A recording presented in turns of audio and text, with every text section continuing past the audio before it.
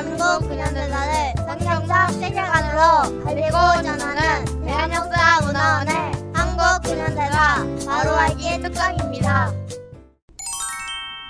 자유를 위해 싸우다. 네 번째 이야기. 대한민국 국민이 꼭 알아야 할 독립운동의 역사. 이승만 박사와 임시정부 이야기입니다. 3.1운동 이후 독립의 열망은 더 간절해졌고 이에 따라 국내외에서 속속 임시정부가 수립되었습니다. 그 가운데 영향력이 큰 조직은 연해주의 대한국민의회, 상해 임시정부, 서울의 한성정부였습니다.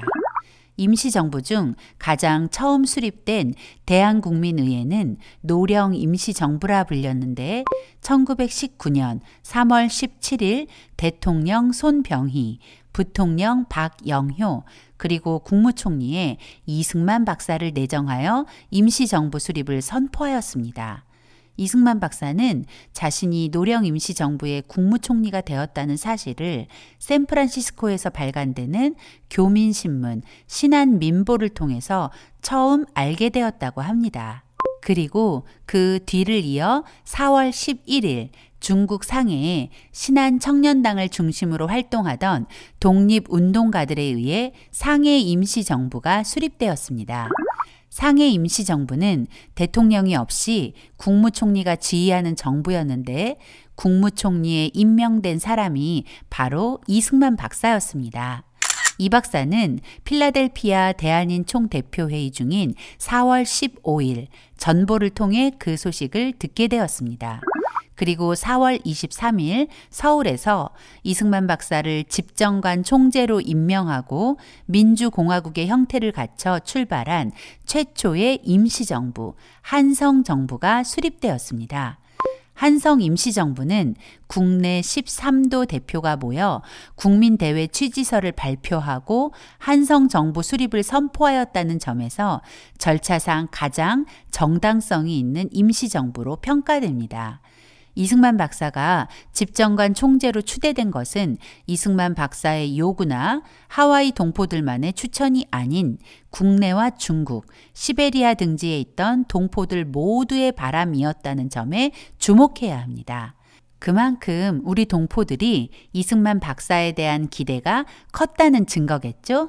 한성 정부의 집정관 총재가 된 이승만 박사는 워싱턴에 대한공화국 본부를 설치하고 외교 활동을 펼치며 각국 정상에게 한국이 임시정부를 수립하였음을 공식 서한을 통해 선포하면서 자신을 President of Republic of Korea라고 소개했습니다.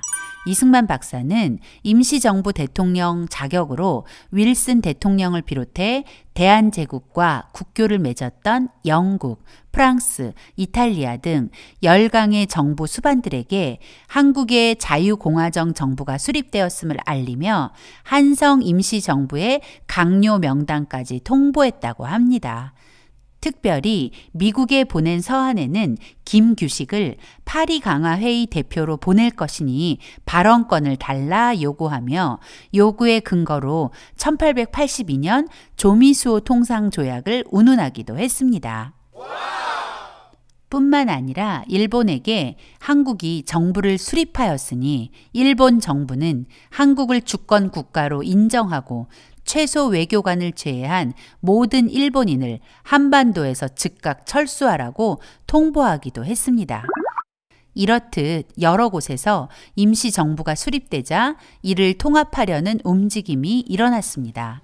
한인이 많이 모여 사는 간도나 연해주 지역으로 거점을 옮기자는 주장, 국제도시인 상하이가 적합하다는 주장 등이 분분했고 여러 차례에 걸쳐 논의한 결과 통합된 임시정부는 상하이에 거점을 두고 명칭을 대한민국 임시정부로 하며 한성정부의 법통을 계승하기로 결정하고 1919년 9월 11일 모든 임시정부를 하나로 통합한 대한민국 임시정부가 탄생한 것입니다. 대통령의 이승만 박사, 국무총리의 이동희, 노동국 총판의 안창호, 경무국장의 김구 등이 지명되어 임정 활동을 시작했습니다. 임시정부 대통령으로 취임한 이승만 박사는 곧바로 상해에 간 것은 아닙니다. 필라델피아 대한인 총대표회의 이후 워싱턴에 임시정부 대통령 사무실을 마련한 이 박사는 1919년 8월 25일 구미위원부를 설치하고 임시정부의 외교본부로서 역할을 하며 세계를 상대로 임시정부 홍보와 외교활동에 전념하며 1년을 동분서주 뛰어다녔습니다. 그러는 동안 통합 임시정부에는 계파 간의 싸움이 계속되었습니다. 뿐만 아니라 1919년 5월 상해에 도착한 안창호와 11월에 도착한 이동희가 결탁하여 1920년 5월 이후 대통령 불신임 운동을 펼치며 이승만 박사에게 상해로 오지 않으면 불신임 결의를 하겠다며 협박하는 편지를 보내기도 했습니다. 이승만 박사는 더는 임시정부의 문제를 좌시할 수 없어 상해로 가기 위해 6월 말 워싱턴에서 하와이로 돌아와 상해로 갈 준비를 서둘렀습니다. 이승만 박사는 망명 생활을 하면서 미국 국적을 받을 수 있었지만 그렇게 하지 않았습니다. 이 박사는 해방되는 때까지 무국적자로 어려움을 감수하며 독립운동을 해나갔죠. 무국적자 이 박사가 미국 여행증을 받는다면 이 박사의 상해 행위 노출될 것이 뻔했기에 밀항 외에는 다른 방법이 없었습니다. 왜냐하면 이 박사에게는 여전히 30만 달러의 현상금이 걸려 있었기 때문이죠. 이 박사는 호놀룰루에서 장의사 사업을 하던 보스익의 도움으로 일본을 경유하지 않은 배를 타고 상해로 가기로 했습니다. 보스익은 이승만 박사보다 나이가 위였지만 하와이에 와서 인연을 맺은 평생의 친구로 이승만 박사가 돌아가시는 순간까지 이 박사를 도왔던 사람입니다. 보스익은 이승만 박사를 자신의 별장에 숨겨두고 배편을 알아보는 한편 이승만 박사가 이미 상해로 떠났다는 가짜 소문을 내서 이 박사가 무사히 상해로 갈 수 있도록 힘을 썼죠. 마침내 11월 16일 새벽 중국인으로 변장한 이승만 박사는 아들과도 같은 평생 동지 임병직과 상해로 가는 배에 올랐습니다. 사실 이승만 박사가 상해로 가겠다고 의사를 전하자 이 박사를 지지하던 임정의 인사들은 이 박사의 상해행을 반대했습니다. 왜냐하면 안창호와 이동희가 이 박사를 상해로 끌어들이려는 것은 이승만 박사를 임시정부에서 찍어내려는 음모였기 때문입니다. 이승만 박사 측근이었던 안현경과 장붕의 편지가 그때의 상황을 이야기해 줍니다. 1920년 4월 23일 안현경의 편지입니다. 결단코 이곳으로 오지 마시옵소서. 샌프란시스코와 상하이 몇몇 야심가들이 내응이 되어 세분, 이승만, 김규식, 여운홍을 상하이에 끌어들여야 미주 하와이 일이 해결된다 하였고 대통령께서 이곳에 오시면 안창호는 미국으로 간다 합니다. 이 박사를 상해로 불러놓고 이 박사와 하와이 교민들을 갈라놓으려 했던 것이죠. 7월 16일 장붕의 편지는 더 구체적입니다. 각하를 이곳으로 오시라는 운동은 모두 공심에서 나온 것이 아니오. 여러 가지 작은 허물을 찾아내어 공박하자는 의도에 불과하며 또 각하를 위하는 사람들은 모두 오시는 것을 원치 아니하나이다. 연일 국무회의도 하고 차장들이 비밀이 단결되어 각하를 공격할 하자도 찾고 방책도 연구하는 듯 하외다.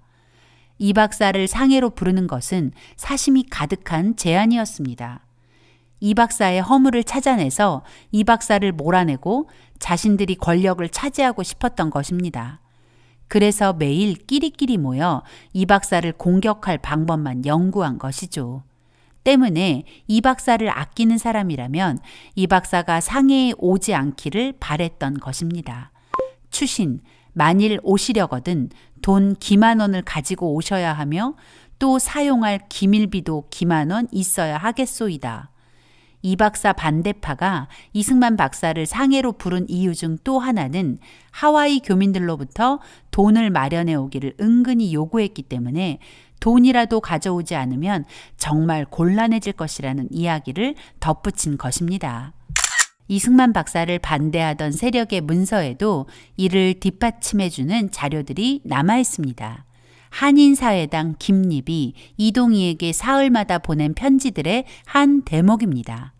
한인사회당은 볼셰비키 혁명 이후 1918년 볼셰비키의 지원을 받아 이동희가 하바로브스크에서 창당한 공산주의 정당입니다.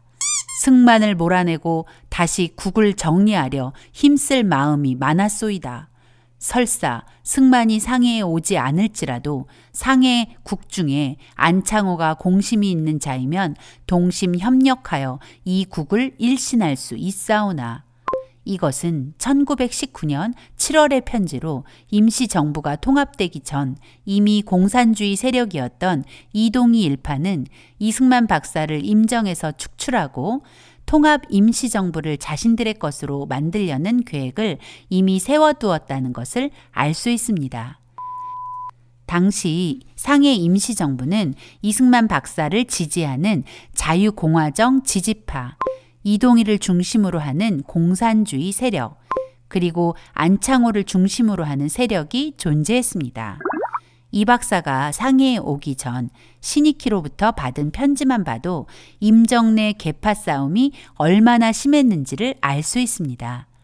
임시정부는 한마디로 당동벌이라는 평을 들어왔으며 이를 혁파할 묘책은 안 보입니다. 당동벌이란 뜻이 맞는 사람끼리 한패가 되어 다른 사람을 물리친다는 뜻입니다. 이것이 독립을 위해 통합된 임시정부의 현실이었습니다. 김구는 이승만 박사 부임을 전후한 당시 임시정부 상황을 백범일지에 이렇게 적었습니다. 김인현 대한민국 임시정부 원년에는 국내외가 일치하여 민족운동에 매진하였다. 그러나 세계사조가 점차 봉건이니 사회주의니 복잡해지면서 단순하던 우리 운동계에도 사상이 갈리고 음양으로 투쟁이 전개되었다. 임시정부 직원 중에서도 공산주의니 민족주의니 하는 분파적 충돌이 격렬해졌다. 심지어 정부의 국무원 중에서도 대통령과 각부 총장들 간에 민주주의냐 공산주의냐로 각기 옳다는 주장에 따라 갈라졌다. 그 대강을 거론하면 국무총리 이동희는 공산혁명을 부르짖고 대통령 이승만은 민주주의를 주장하였다. 맞습니다. 대한민국 임시정부는 시작부터 민주주의 그리고 공산주의로 나뉘어 있었고 또 하나의 세력, 안창호파가 존재했습니다. 장붕이 이 박사에게 보낸 편지의 한 대목을 보면 안창호가 임정의 3분의 2 이상을 독점하고 있으니 대책이 필요하다고 말합니다. 실제로 안창호가 상하이에 와서 황제 노릇한다는 반발이 일어날 정도였습니다. 당시 안창호는 미국에 이어 상해에도 흥사단을 비밀리에 조직하는 일에 전념했는데 1920년 9월 20일 흥사단 원동위원부를 결성하여 해방 때까지 영향력 있는 유력자만 190여 명으로 중국 지역 독립운동가의 규모를 뛰어넘는 사조직을 만든 것이죠. 그야말로 사심이 가득한 행보였습니다. 안창호에 대한 우리의 평가는 그의 실제 모습과는 달리 너무 과장된 것입니다. 1920년 12월 5일 이 박사는 상해에 도착했습니다. 12월 13일 임시정부 초대 대통령 이승만 박사는 드디어 임시정부 청사에 발을 들여놓았습니다. 그리고 임시정부 직원들과 인사를 나누었죠. 그리고 12월 28일 저녁 교민단 사무소에서 임정 강요들, 의정원 국회의원들, 현지 동포사회 인사들 300여 명이 모여 임정 대통령 이승만 박사를 위한 환영식을 가졌습니다. 이승만 박사는 감사와 감회의 말을 전하고 난 후 많은 금전을 가지고 온 것이 아니다라고 말하여 임정 인사들의 기대감에 파문을 일으켜 놓고는 독립전쟁론을 터뜨렸습니다. 미구의 기회가 옵니다. 겉으로는 아무 일 없는 것 같이 하고 각각 사업하며 비밀이 예비하여 단도와 소총 1개씩이라도 사서 적어도 두 놈은 죽이고야 죽겠다는 결심을 가집시다. 평소 이 박사의 외교 독립론과는 결이 다른 이야기처럼 느껴지지만 시간과 상황을 고려하여 무장투쟁도 필요하다는 것이 이 박사의 생각이었습니다. 더구나 무장투쟁을 내세우는 많은 임정 인사들의 입을 잠시나마 틀어막는 효과도 있었겠지요. 독립전쟁의 이야기를 마친 이 박사는 임정의 계파 싸움을 정조준하여 단합을 부르짖었습니다. 세상이 우리를 단합하는 민족이라 하니 기쁘외다. 단합에 견고를 더하여 넘어져도 한결같이 일어나도 한결같이 향진합시다. 왜 탐정과 이한용을 제하고는 다 한 지체인데 한 사람이라도 불합이라 하면 우리 사업에 그만치 해가 되리다. 어느 곳에서 작정하고 동원령을 내릴 날이 있으리이다. 독립신문은 이날 장시간의 연설이 청중들에게 심각한 감동을 일으켰다고 썼습니다. 국민아, 통곡을 말고 희망으로 이 결심을 하자. 우리의 원수, 우리의 지도자, 우리의 대통령을 따라 광복의 대업을 완성하기에 일신하자, 합력하자. 우리 생명이 가진 존경과 지식과 기능과 심성을 다 그에게 드리고 마침내 그가 나오너라 전장으로 부르실 때에 일제히 예하고 나서자. 마치 이승만 박사를 찬양하는 듯한 독립신문 기사는 이동희, 안창호 등 사심을 가진 세력의 뒤통수를 세게 후려친 셈이 되었고 그들의 암투와 전혀 다른 동포들의 독립에 대한 각오를 다지고 있는 것입니다. 1923년 1월 1일 임시정부 인사들은 신년 축하식을 거행하고 기념사진을 찍었습니다. 임시정부는 임정, 강요 및 의정원 등을 다 합쳐 겨우 59명이었지만 출신 지역과 이념과 사심 가득한 이해관계로 찢어지고 갈라져 날마다 전쟁터를 방불케 했습니다. 드디어 이동희는 붉은 속내를 드러내기 시작했습니다. 1919년 9월 통합된 대한민국 임시정부는 약 1년 가까이 대통령이 자리를 비운 사이 국무총리 이동희와 김립에 의해 장악된 상태였습니다. 임정 대통령 이승만 박사가 상해에 오기 전 임정을 손에 쥔 두 사람은 이동희의 또 다른 신복 한영권을 임시정부 러시아 주재 정권 대표로 모스크바에 파견했습니다. 이동희가 임정 몰래 임정 대표 문서를 만들어 한영권을 밀사로 레닌에게 보낸 것입니다. 이동희의 이 행동은 임시정부를 속이고 모든 절차를 무시한 독단적 처사였습니다. 한영권은 레닌에게 상하이 임시정부는 한인사회당의 정부이니 빨리 인정해주고 대폭 지원해달라고 했습니다. 레닌은 200만 루블을 내어주었습니다. 200만 루블은 현재 가치로 2천억 원이 넘는 거액이었습니다. 그러나 이 돈은 독립을 위한 자금이 아니었고 오로지 공산당 조직을 위한 자금이었습니다. 우리가 잘못 알고 있는 것 중 하나가 레닌이 준 돈이 독립자금으로 쓰였다고 생각하는 것입니다. 우리는 한영권의 말에서 이동희를 비롯한 공산 세력이 임시정부를 자신들의 것이라 생각했다는 것, 임정을 공산주의 정부로 이끌어가려 했다는 것을 알아야 합니다. 그리고 이런 공산주의자들과의 치열한 싸움을 하며 자유민주주의를 지켜낸 이승만 대통령의 고통을 조금이라도 이해할 수 있어야 합니다. 이동희와 김립이 제 입으로 임정이 절대 모르게 우리만 써야 할 공산혁명 자금이다 라고 말했으니 더 이상 무슨 설명이 필요할까요? 이동희는 이 돈을 가지고 한인공산당, 즉 고려공산당 설립에 매진했습니다. 새로운 공산당 조직에 착수한 이동희와 김립은 임정 내외의 주요 인사들은 물론 상하이에 몰려든 청년 남녀를 비밀리에 포섭하기 시작했습니다. 여운형 등 다수의 독립운동가가 고려공산당에 입당한 것이 바로 이때였습니다. 당시의 상황을 김구는 백범일지에 이렇게 적었습니다. 공원에 산보 가자는 이동희를 따라가자 그는 조용히 말했다. 나를 좀 도와주시오. 얼핏 불쾌한 생각이 들었다. 나에게 무슨 유감이 있나? 이동희는 아니라면서 진지하게 말했다. 대저 혁명이란 유혈 사업으로 어느 민족에게나 대사인데 현재 우리의 독립운동은 민주주의 혁명에 불과하오. 따라서 이대로 독립을 하고 나면 또다시 공산혁명을 하게 될 것이니 2번 유혈은 우리 민족에게 큰 불행이오. 그러니 아우님도 나와 같이 공산혁명을 하는 것이 어떠하오? 우리가 제3국제당의 명령을 받지 않고 공산혁명을 할 수 있습니까? 그것은 불가능하오. 이동희의 대답을 듣자 임시정부 헌장에 위배되는 일이라 거절하고 자중을 권고했다. 이동희가 새로운 공산당 조직을 만드는 동안 레닌에게 받은 비밀 자금 문제가 드러났습니다. 대통령이 참석한 국무회의에서 이 문제를 둘러싼 설전이 폭발하고 말았죠. 임정 측은 국무총리가 레닌이 임시정부에게 보낸 거액을 혼자 착복하였으니 대역 범죄라고 들고 일어났고, 이동희는 임정이 아니라 한인사회당에 제공한 자금이라며 반격했습니다.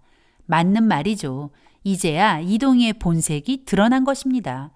레닌에게 받은 자금은 독립운동이 아닌 공산주의 혁명 자금, 그 이상도 그 이하도 아니었습니다. 우리의 인식 속에 잘못 자리 잡은 소련의 독립운동 지원설은 그야말로 가짜 뉴스일 뿐이고, 팩트는 공산주의자들 사이에서 주고받은 정치 자금이었다는 것입니다. 자신의 정체가 드러난 이동희는 1921년 1월 더 이상 이승만 밑에서는 일을 못하겠다며 사표를 던지고 사라졌습니다. 항무총장 김규식, 군무총장 노백린, 노동국 총판 안창호 등도 연달아 사퇴했습니다. 잠깐 짚고 넘어갈 것이 있습니다. 우리가 지난 시간 자유시 참변에 대해 들었습니다. 소련의 붉은 군대와 한인 공산당이 연루되어 대한독립군단을 학살한 끔찍한 학살 사건. 이동희가 자유시 참변에 깊이 연루되어 있다는 사실을 아십니까? 이동희는 정치자금을 받으며 레닌과 비밀스런 거래를 했습니다. 그 거래는 자유시 참변이라는 결과를 낳았습니다. 소련의 사주를 받고 독립군단을 자유시로 유인한 장본인이 바로 이동희였으니까요. 대한독립군단 와해에 혁혁한 공을 세운 이동희를 독립운동가라고 추앙하는 대한민국. 독립운동가를 죽인 가해자가 어떻게 독립운동가가 될 수 있겠습니까? 성경은 우리에게 이렇게 경고합니다. 악인을 의롭다 하며 의인을 악하다 하는 이 두 자는 다 여호와의 미워하심을 입느니라. 다시 임정으로 넘어가 볼까요? 임정을 떠나기 전 안창호는 끝까지 이승만 박사 흠집내기에 열을 올렸습니다. 안창호와 여운형은 군중대회를 열고 미국에 의존하려는 이승만의 독립운동 노선이 독립정신을 위배하는 것이라고 이 박사를 공격했습니다. 이승만 박사의 외교 독립 노선을 두고 하는 말입니다. 정작 독립정신을 위배하는 것은 자신들의 사욕을 위해 분열을 조장하는 그들 자신이었는데도 말이죠. 그런 상황에서 이승만 박사는 임시정부를 하나로 만들어 보려고 새해 연두교서를 발표하고 현실에 맞는 임정의 활동 목표와 방법론까지 제시하며 설득해봤지만 소용없는 일이었습니다. 미국식 자유민주주의와 실용주의적 교육을 받고 기독교 세계관을 추구하는 이승만 박사가 임정에서 할 수 있는 일은 더 이상 없었습니다. 임정은 점점 파국을 향해 달려가는 폭주 기관차와 같았습니다. 이 박사는 더 이상 상해에 머무를 이유가 없어졌습니다. 때마침 미 국무장관 찰스 에반스 휴즈가 태평양 지역 9개국의 해군 군비 축소 회담을 제의하자 이승만 박사는 9개국 군축회의에서 한국의 독립을 호소하기 위한 준비 작업을 한다는 명분으로 미국행을 결정하고 상해 부임 5개월여 만인 1921년 5월 중순 상해를 떠났습니다. 후일 하와이에 돌아온 이승만 박사는 지지자들을 모아 대한인 동지회를 조직했는데 그것은 상해에서 조직이 없어서 늘 발목을 잡혀 아무것도 할 수 없었던 고통스러운 경험의 산물이었습니다. 동지회는 이 박사의 지지자가 되어 함께 대한의 독립을 위해 싸웠고 후일 대한민국 건국 과정에도 이 박사를 물심양면으로 도운 진정한 동지가 되어주었습니다. 이승만 박사가 미국으로 돌아가자 대한민국 임시정부에서는 이 박사에 대한 비난이 거세졌습니다. 의정원은 1921년 6월 17일 임정에 존재하지도 않는 불신임 제도를 들고 나와 이승만 박사에 대한 불신임안을 가결하고 박은식을 대통령으로 선출했습니다. 절차에 어긋나는 상황이 벌어진 것이죠. 결국 1925년 3월 18일 이승만 박사는 안창호 세력의 주도하에 상해 임시정부 의정원의 일방적인 탄핵으로 5년 6개월의 대한민국 임시정부 대통령 측에서 물러나게 되었습니다. 그리고 이 박사가 외교 독립을 위해 공들인 워싱턴의 구미위원부도 폐지되었습니다. 이승만 박사 탄핵 후 임시정부는 무정부 상태로 빠져들고 말았습니다. 2대 대통령 박은식이 67세로 숨을 거두고 난 뒤 김구에게 기회가 왔습니다. 그러나 대한민국이 추앙에 맞지 않는 김구 선생은 주도적으로 임정을 이끈 지도자가 아니었고 그럴 능력도 없었다는 것이 사실입니다. 1927년 1월 19일 임시정부는 소비에트식 개헌안을 통과시켰고 김구가 임정의 사령탑이 되었습니다. 이제 임시정부는 본격적으로 공산체제로 변질되었습니다. 이날의 충격적 개헌을 동아일보는 이렇게 보도했습니다. 상해 임시의정원에서는 지난 19일 임시헌법을 개정하여 전부 소비에트식으로 하고 대통령 국무총리 이하 재래 직제를 폐하고 노농 러시아식으로 위원제를 채용하였으며 동시에 집행위원장 이하 집행위원을 선거하였는데 그 시명은 아래와 같다더라. 집행위원장 김구, 위원 이동영, 이시영, 윤기섭, 조항구, 이규홍. 1919년 3.1운동을 기획했던 이승만 박사는 3.1운동이 탄생시킨 임시정부 대통령이 되었습니다. 하지만 5년 6개월 만에 대통령직에서 물러나야 했습니다. 그리고 독립의 열망을 품고 자유공화정의 정체성을 가지고 태어난 임시정부는 탄생 7년 만에 3.1운동의 독립정신은 지워지고 자유공화정이라는 정체성도 사라졌습니다. 그리고 공산체제로 변질되어 버렸습니다.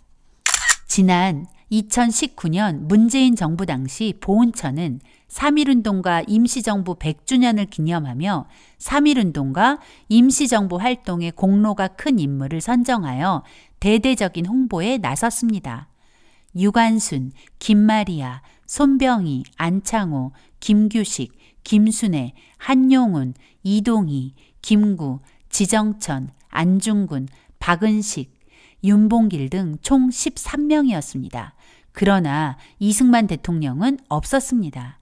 그리고 윤석열 정부가 출범하고 첫 3.1절 기념식이 있었던 2023년 3월 1일 행안부가 주관한 3.1절 기념식에도 이승만 대통령의 모습은 찾아볼 수 없었습니다. 이것이 바로 대한민국의 현실입니다.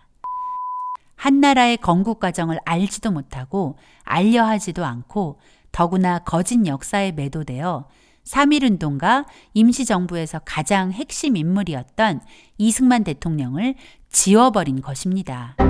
더구나 문재인 정부 당시 3.1운동과 임시정부 100주년을 강조하며 대한민국 건국의 뿌리가 1919년 임시정부라고 떠들었습니다. 그들이 말하는 임시정부는 이승만 대통령이 첫 대통령이 된 그때를 말하는 것이 아닙니다. 공산체제로 변질된 그때를 말하는 것이죠. 만약 문재인 정부의 주장대로라면 대한민국의 정체성을 공산주의로 바꾸어야 합니다. 임시정부의 역사를 조금이라도 알았다면 이승만 박사 탄핵 이후 공산주의 체제로 변질된 임시정부를 대한민국 건국의 뿌리라고 말할 수는 없을 것입니다.